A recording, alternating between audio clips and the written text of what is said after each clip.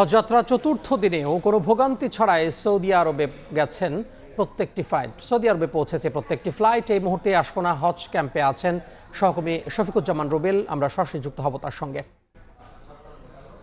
আজকের দিনে ৫,২৩৩ জন হজযাত্রী হজের উদ্দেশ্যে সৌদি আরব যাবেন। আমরা যতদূর জানি যে ভোর থেকে এখন পর্যন্ত যে ১৩টি ফ্লাইট আজকের দিনে যাওয়ার কথা, তার মধ্যে 6টি ফ্লাইট ইতিমধ্যেই কিন্তু ছেড়ে গেছে। আপনারা জানেন বাংলাদেশ বিমান, সৌদিয়া এবং ফ্লাইনেস, এই তিনটি এয়ারলাইন্সের মধ্য দিয়ে মূলত এই হজযাত্রা পরিচালিত হচ্ছে। এবং আজকেও এই তিনটি ফ্লাইটের যথাক্রমে বাংলাদেশ বিমানের 5টি ফ্লাইট, সৌদিয়া 4টি এবং ফ্লাইনেসের 4টি বিমানে আজকের দিনে যাচ্ছে। এ নিয়ে মোট ফ্লাইট হচ্ছে 45টি যাবে 4 দিনে, যদি আজকে রাত 12টা নাগাদ ফ্লাইটটি যথাসময়ে যায়। এবং আপনাদের একটু জানিয়ে রাখি যে এখন পর্যন্ত যে হজ করার জন্য হজযাত্রীরা যা গিয়েছেন এবং আজকের দিনে হিসেব অনুযায়ী, সেটা অনুযায়ী যদি বলি তাহলে মোট 18,000-এর অধিক হজযাত্রী ইতিমধ্যেই সৌদি আরব গিয়ে পৌঁছেছেন, চলে গিয়েছেন। আজকে বাকি ফ্লাইটগুলোতে গেলে সেটা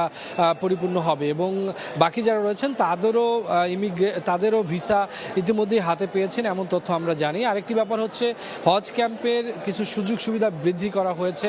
যারা হজযাত্রী রয়েছেন তাদের অনুরোধ ক্রমে খাবার সহ অন্যান্য যে সেবাগুলো রয়েছে সেগুলোর দিকে বিশেষ নজর দিয়েছে সরকার। আমরা দেখতে পাচ্ছি বিভিন্ন স্বেচ্ছাসেবী দল তারাও কিন্তু সেই কাজটি করে যাচ্ছেন। সবচেয়ে স্বস্তির খবর হচ্ছে এবারের হজযাত্রায় এখন পর্যন্ত সে ধরনের অভিযোগ আমরা কিন্তু পাইনি। বলা যায় যে সকল হাজিরাই সন্তুষ্ট। খুব সুশৃঙ্খল পরিবেশের মধ্য দিয়েই হজ ক্যাম্প থেকে হাজিরা কিন্তু এয়ারপোর্টের উদ্দেশ্যে যাচ্ছেন এবং ইমিগ্রেশন সহ সকল তথ্য কাগজপত্র সবকিছুই সহজলভ্য হয়, তারা খুশি। তো সব মিলিয়ে হজ ক্যাম্প থেকে এই ছিল এই মুহূর্তে। সহকর্মী শফিকুজ্জামান রুবেল যুক্ত হয়েছিলেন রাজধানী আশকোনা হজ ক্যাম্প থেকে।